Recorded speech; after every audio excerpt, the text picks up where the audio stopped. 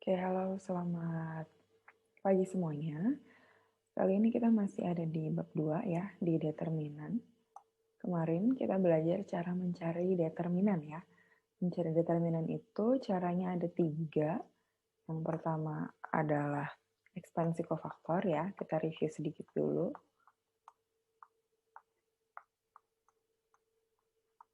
Ekspansi kofaktor, di mana di dalam ekspansi kofaktor ini kita akan bertemu dengan yang namanya minor ya, atau lambangnya M besar. Misalnya M11, berarti kalau matriks 3 kali 3 gitu ya, kita akan coret bagian baris pertama dan kolom pertama ya, lalu diambil determinan sisanya. Kemudian selain minor ada kofaktor ya. Kofaktor misalnya C11 berarti dia adalah min 1 pangkat 1 tambah 1 gitu ya, dari M11. Nah, ini bisa digunakan untuk mencari determinan. Ada 2 cara ya, yaitu ekspansi baris atau ekspansi kolom. Kalau ekspansi baris dia cukup barisnya tetap ya, tapi kolomnya berubah-ubah. Kalau ekspansi kolom dia justru kebalikannya ya, kolomnya tetap tapi barisnya berubah-ubah gitu, dimana nanti ini semuanya akan sama hasilnya kita melakukan ekspansi baris atau kolom. Nah, di dalam ekspansi kofaktor juga kita akan ketemu yang namanya cara mencari inverse ya.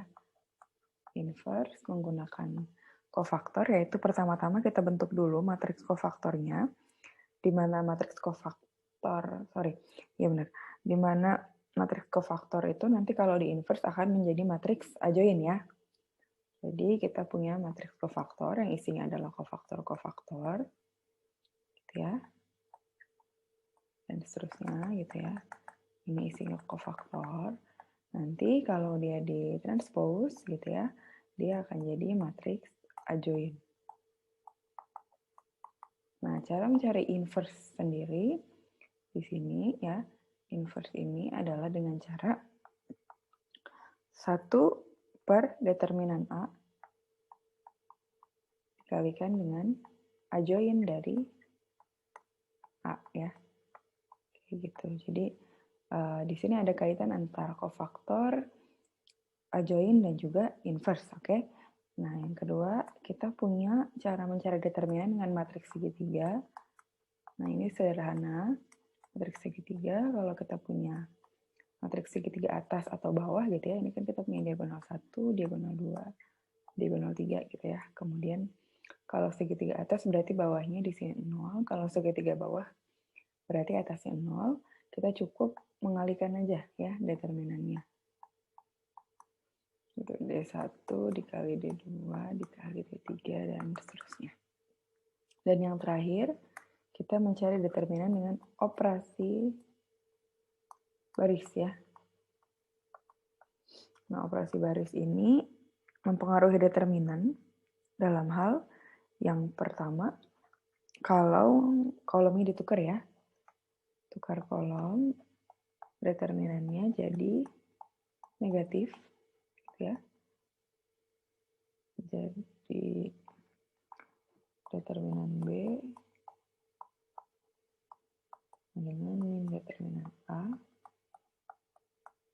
Yang kedua, kalau dikalikan dengan konstanta, ya, misalnya K gitu ya, nah determinan B akan sama dengan K dikalikan dengan determinan A. Yang terakhir adalah kalau kita melakukan operasi penjumlahan atau pengurangan ya. Misalnya E1 min E2 gitu. Nah, ini tetap sama determinannya. Oke, ini review sedikit ya. Kemarin juga kita udah bahas contoh-contoh soalnya.